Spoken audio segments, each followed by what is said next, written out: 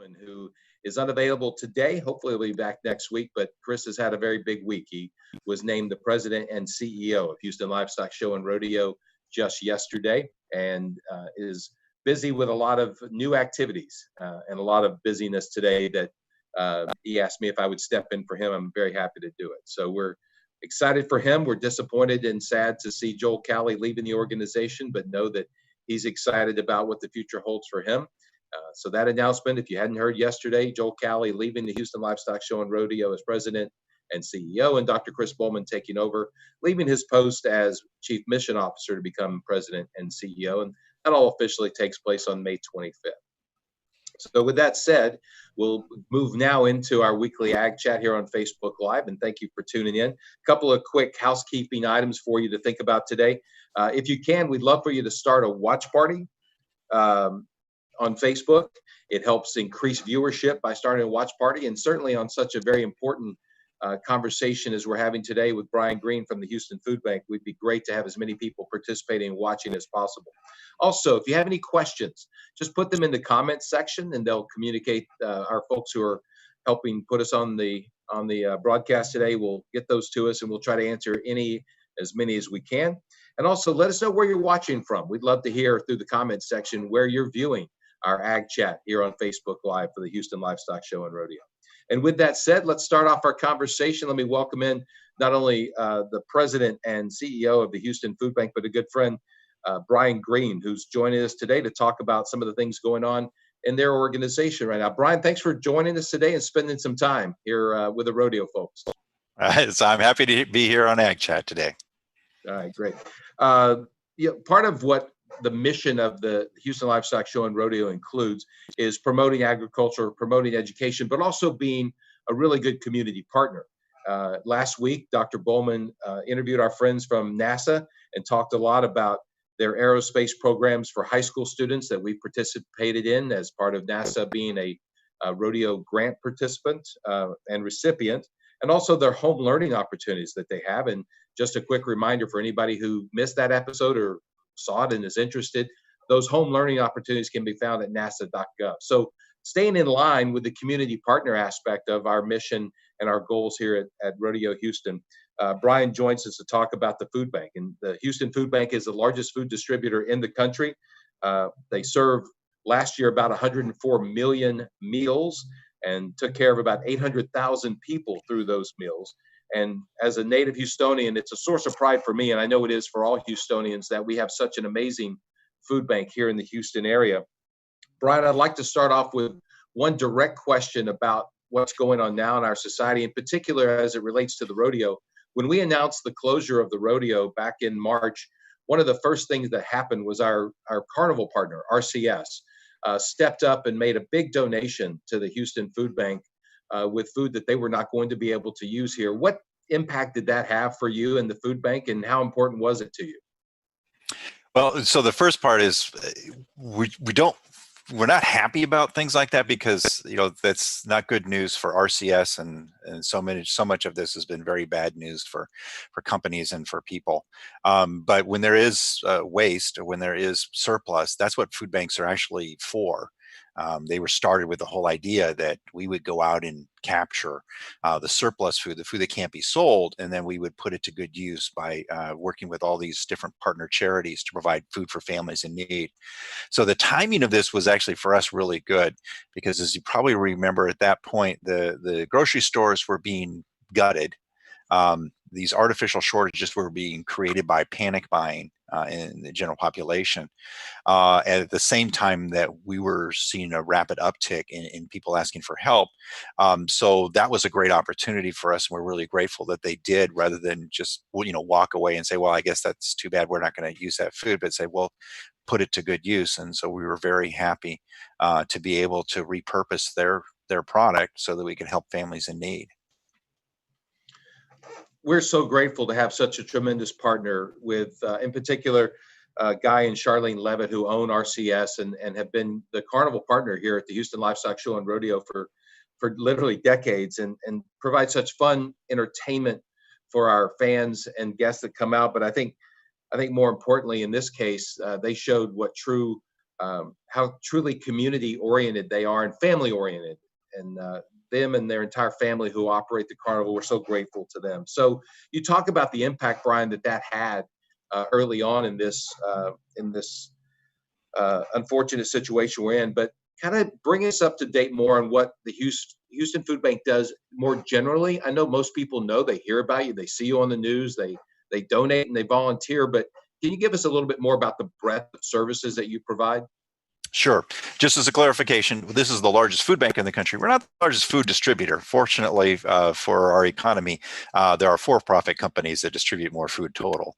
But anyway, so food banks, they're all Feeding America food banks. We're members of this network where we agree upon a set of standards so that food companies can trust that if they make these donations to us of the product that they can't sell, it's not going to end up in a flea market, or it's not going to be improperly handled. And we're going to worked with all these other charities. Most of them are church-sponsored pantries, but lots of different organizations. So we're going to distribute that food out into the community, and that's kind of our normal work. In times of disaster, we try to ramp up to try and help for an expanded need. And so for us, the COVID crisis is at first, it's like a disaster, a lot like a hurricane. It just is dramatically different, as we have found. I wish I could say that this was easier and probably and more effective than, say, after a hurricane, but it's not. It's harder, and the need is actually significantly worse. I want to just point out again, thank everybody for joining us. Brian Greene, the president and CEO of Houston Food Bank, is joining us today on AgChat. I want to thank Vivian from Tennessee for tuning in. Beverly from Houston, if you're tuning in, give us some comments. Let us know where you're tuning in from. We'd love to hear from you. And if you have any questions, also include them in the comments section as well. A lot of comments pouring in, thanking RCS for their donation. And again, we're grateful for that as well. So let's make the connection, the segue to the ranchers and farmers, the people who take care of creating fresh produce and meat. They make up only or less than 2% of the total population to feed the entire country and more people abroad. So these jobs are vitally important. One farm feeds about 166 families a year, both in the U.S. and abroad. And with the population growth expected to go up significantly in the next 20 or 30 years, it's going to be a whole lot more food that those farmers and ranchers are going to need to produce. As you look at it from your perspective, Brian, someone who's responsible for helping feed a large portion of our population, how important are those ranchers and farmers, and how do you see them as vital in the food chain? Well, yeah, our agribusiness in the United States is it's fascinating, and it's amazing how effective it is. So often we'll have people, want to start initiatives or say, well, why don't we just grow the food and we'll be able to do it better? No, you won't. You just can't remotely compete with what American farms and American ranches have managed to accomplish in generating a food supply that is incredibly low cost and incredibly reliable and safe. And as a matter of fact, that's kind of what started food banks, because it's so effective that for these businesses to be able to just produce huge amounts, it does, there's little glitches in the system.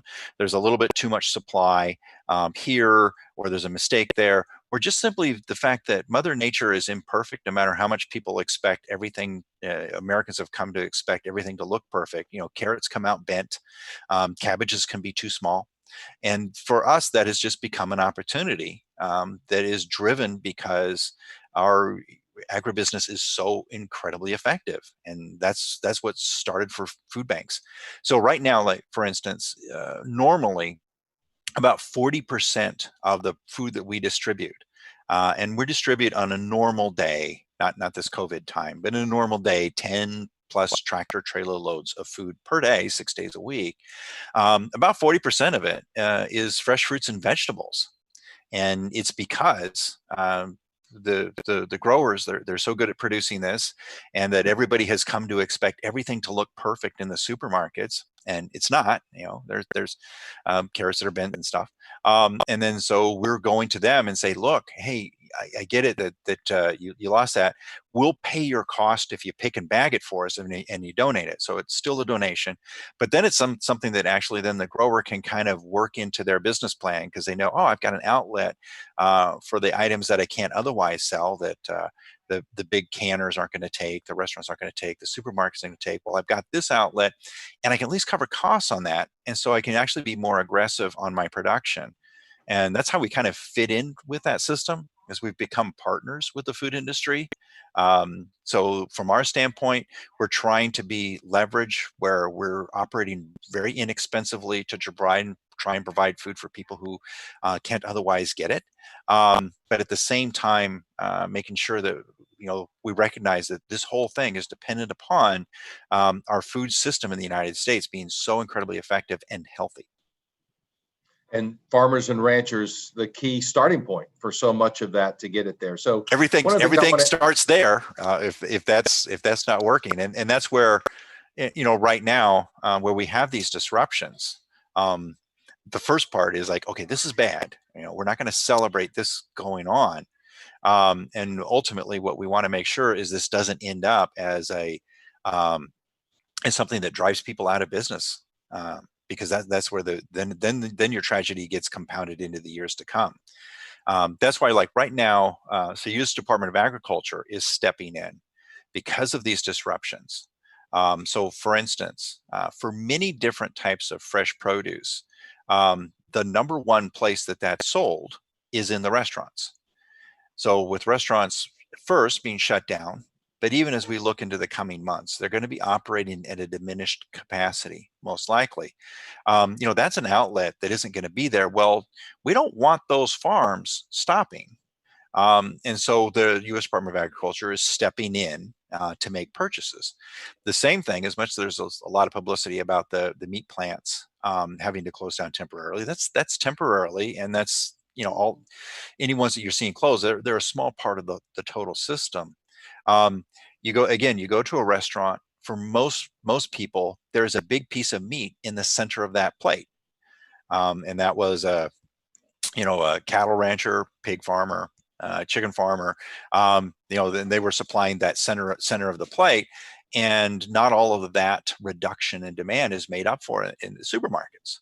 And what we don't want to do is have them go out of business. Because the reality is that food is generally inelastic on both supply and demand in the short run. And so, like, if the prices started to drop, it still wouldn't clear the market. And so the U.S. Department of Agriculture is stepping in to try and support that market, and then using the food banks in order to, okay, here's an outlet for it until things stabilize at a more sustainable price. Hey, Brian, I want to connect some of this and actually reach out beyond Houston, because I know that your organization is connected, while independent, connected to other food banks and other organizations that are helping to feed those in need. One of the questions that came in while we were chatting was about accessing food and milk and other products if you don't live in the metropolis of Houston, right? So if you're out on the outskirts, smaller towns. So we know the Houston Food Bank. We see you on the news all the time. We see the folks volunteering. But if you're outside of the reach of Houston, how do you get the same services? And the answer is they're there. So the media is, that's going to show the big operation. They're in Houston. The reality is food banks are regional. So Houston Food Bank serves 18 counties around Houston. And by our agreement nationally with the other food banks, every one of those counties is equally important to us. And so we have partner charities that we supply in all of those counties. And you can go to our website, houstonfoodbank.org, and there's a need help tab. You click on that, and then it shows find a pantry, and then you type in your zip code, and you can actually see, or you can just find them on the map, but it's in all the counties. And so we serve the Galveston County Food Bank, and you can go to that website. If you're in Galveston County, you go to the Montgomery County Food Bank, and you go to that website, or the Brazos Valley Food Bank, that's in the College Station area, or the other counties in this area, you just go straight to the Houston Food Bank website. But yeah, absolutely, those sites are not served any less proportionately, and we track that every month. The board gets a report to make sure that we are not favoring counties over others, to show that we're trying to make sure that wherever a family is in need of food assistance, we can help them. Let's talk a little bit about what's going on right now specifically. So we've seen a lot of the food bank in the news, and there's been a lot of challenges that you face there. I had two questions I wanted to start off, but then I'd let you just talk about how this crisis has been different, maybe than you already touched on hurricanes, but how it's been different for you. But one is food security or food insecurity is a challenge for people on a daily basis, and that's one of the great things that the food bank addresses every single day, people who are suffering from that. So the question is, are you seeing a lot more people that are facing food security issues? And then I want to ask a tie-in question. Are you seeing a different type of client that is facing those food security issues right now during this crisis? Yeah, so the way when food banks first started, kind of our vision was, wow, if we just got enough of this surplus and we tied it, paired it with the people who are going hungry, we would not have hunger in the United States.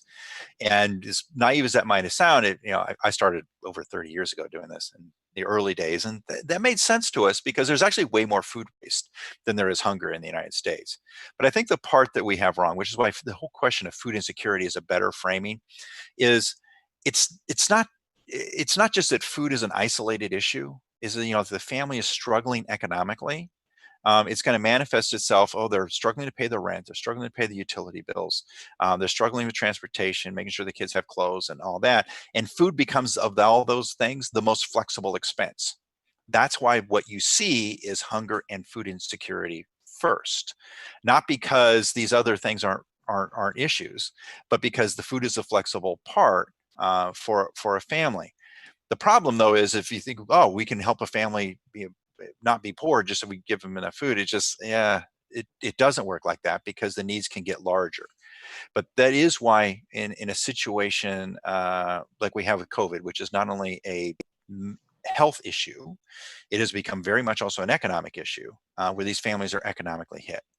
Now, after a hurricane, what we generally see is a huge economic loss for a fairly small proportion of the population. So if you take Harvey as an example, as our most extreme example Houston has had in many, many years, that was about 15% of the households had actual economic losses because of the storm, which is why it surprised people around the country that Houston recovered so quickly. But the reality was most of the Houston just had to get back to work, and we were going to be fine. And that also gave us the ability to take care of that 15%. In this case, it's a significantly higher proportion of the population that almost overnight had very significant losses, not because of an expense issue, but because of an income issue.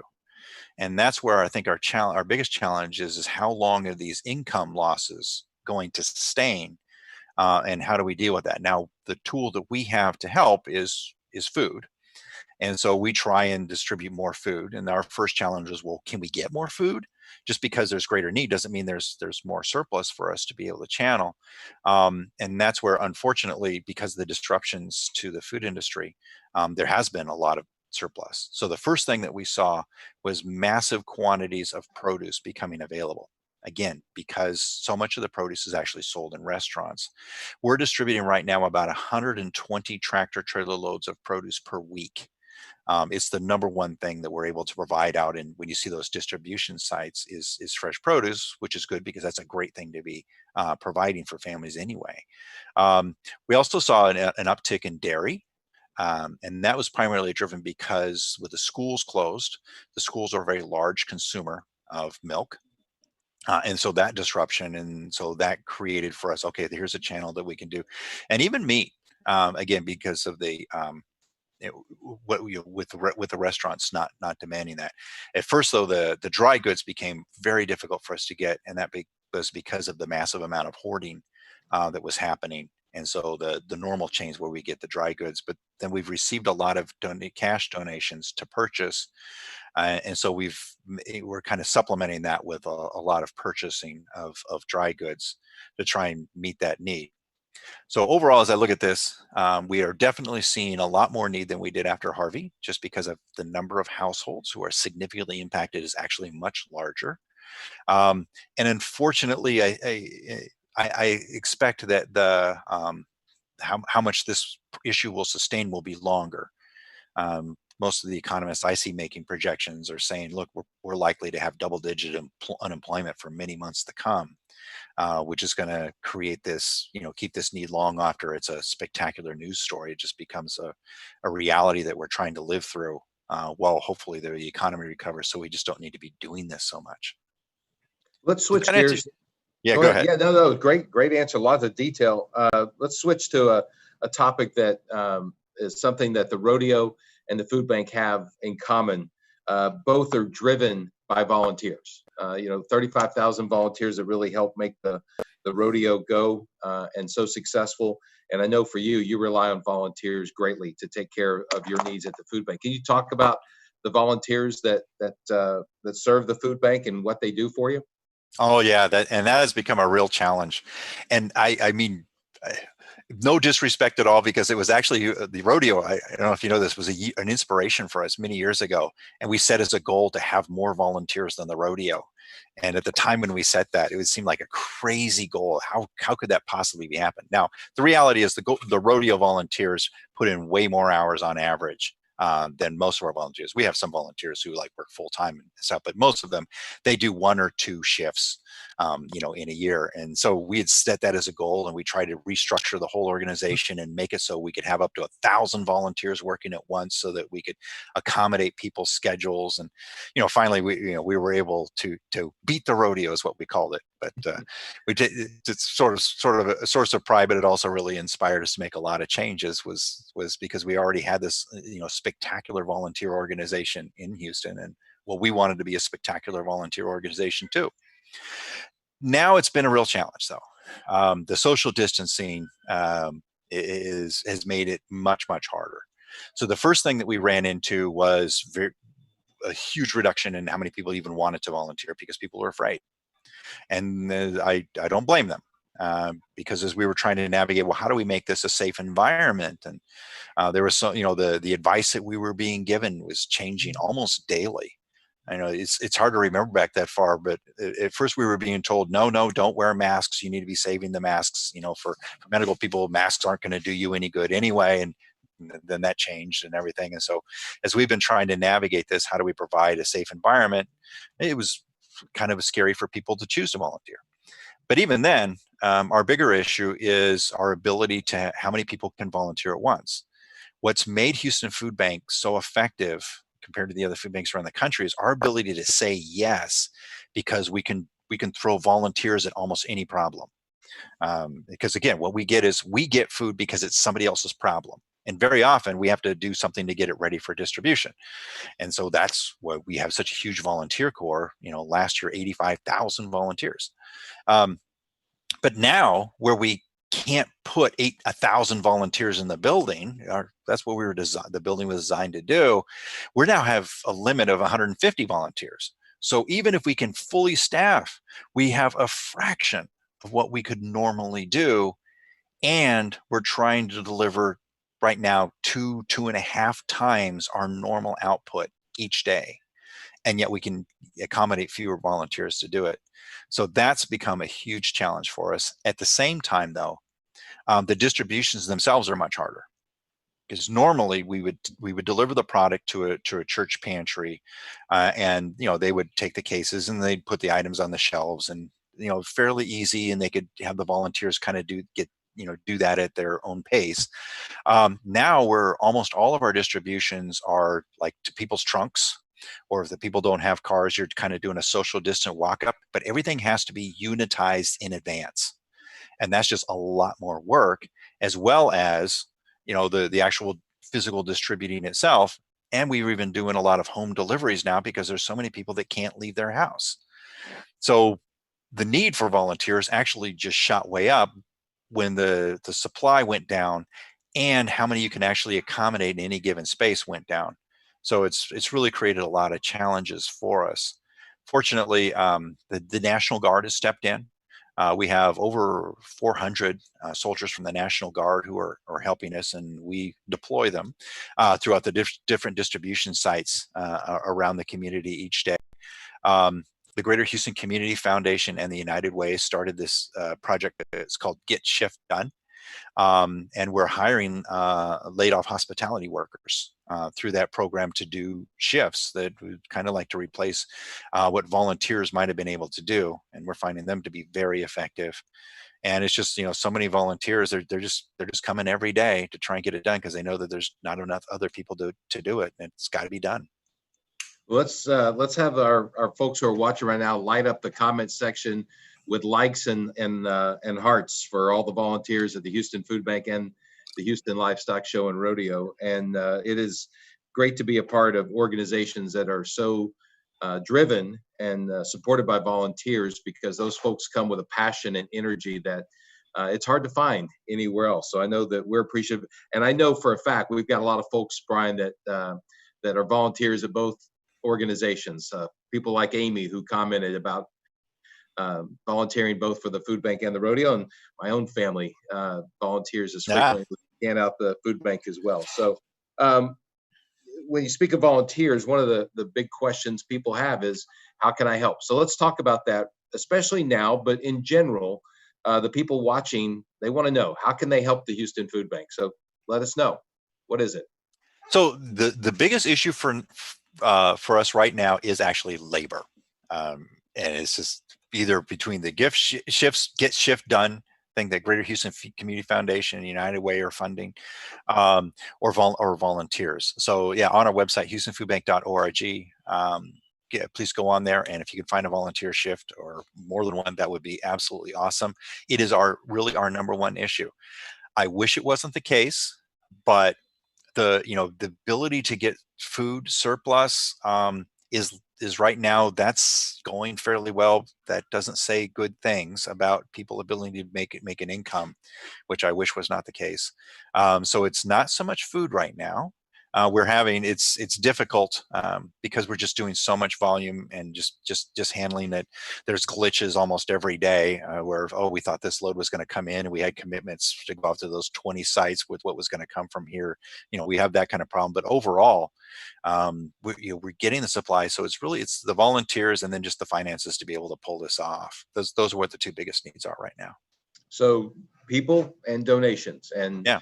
With people, that really is the number one thing right now by a large margin. Hey, one of the questions that came up from one of our viewers, Stacy, wanted to ask the question of, when you get some of this produce and meat and dairy from the farmers, and I know that it may not all be coming directly from them, but are they compensated for the food that they provide you? So we started years ago. When we get to full tractor trailer loads of the produce, that we would say, look, you've got cost in that, or you've got cost to make it so you can donate it to us. That we would say, look, we'll do it like a nickel, a pound, or 6 cents or 7 cents. We started doing that, and we still do that. The meat, so the stuff that happens like with RCS, whereas look, you got this. If we started paying for all of that, we would just go broke fast. So those donations come as just pure donations. But like with the farmers especially, that's what we're trying to do, because we want this to be part of frankly, their business planning. So we pay it's a very small amount compared to what Del Monte pays. But it's something that makes it so that it's economically viable for them to plan us into their system. We had a question come in from Deer Park. Glenda wants to know, when you get folks like Alex Bregman and JJ Watt that are so engaged in helping support the organization, how does that happen? How do you get these folks that get tied in and are so passionate in helping you? If I knew it, I'd do it all the time. No, they step up. JJ and Kalia, they're very, very nice people. And they just chose. She was here. She was here when it was after Harvey and JJ, and they stepped after this. They're just nice people, and they want to do it. Alex has been awesome. he's really gotten into this. Yeah, he's been by to volunteer a number of times. He's worked over at he was at NRG last weekend doing the super site distribution. He and his fiance Reagan were both out there, and he just got done doing this 24-hour on Twitch TV, Twitch.tv, something like that, where it was like the kids are well aware of that, Brian. Okay. Anyway, it was he and these other people. Like I saw, like DeAndre Hopkins. I watched for a few minutes. He was playing Madden with DeAndre Hopkins, and it was like people watched that, which I don't understand. But anyway, people watch these guys anyway. They do banter while they're doing it, and then people were making all these donations. And so, like, he's now at well over $1.8 million that he's raised doing this. Wow. Well, it's great that you've been able to make that connection. And on a personal note, I can tell you that what the evolution of the Houston Food Bank since you've been there as president and CEO has been tremendous, recognized as one of the top nonprofit and I think one of the top overall brands in Houston. So congratulations to you and your team for the success that you've had there and for what you do for our community. And thanks for joining us today. We're going to wrap it up. But Brian, one more time, the website is houstonfoodbank.org, and reiterate it, your two biggest needs are? Volunteers by a country mile, and of course, cash in order to be able to fund all this stuff we're doing. Great. Well, Brian, thanks again for joining us. I really do appreciate it. I know it took a lot of your time, and you're very busy, but we're appreciative of your time for us here at the rodeo, but also your time in supporting the community. And I want to say thanks to everyone who was watching. We didn't get to say hi to everybody, but I do want to say special hi to Cherie in Australia for tuning in. Lots of people from around the world, and especially from around Houston. We got a lot of comments thanking the Houston Food Bank for everything they did. So many we can't get to that. Next week, 11 a.m. on Wednesday, our AgChat will feature another community partner, the Houston Zoo. And we're going to be talking about another part of the food chain. We're going to be talking about pollinators, those bees and birds that help get all of that agriculture grown so it can get to the stores and the restaurants and then to places like the food bank as well. So we hope you will tune in next week for that. My thanks to everyone on the rodeo team for helping put this together and helping us work through the early challenges we had today. Clint, Emily, Mark, Steve, thanks for everything you did to help make this a success. And to all of you for watching, stay safe and stay healthy. Thanks for tuning in.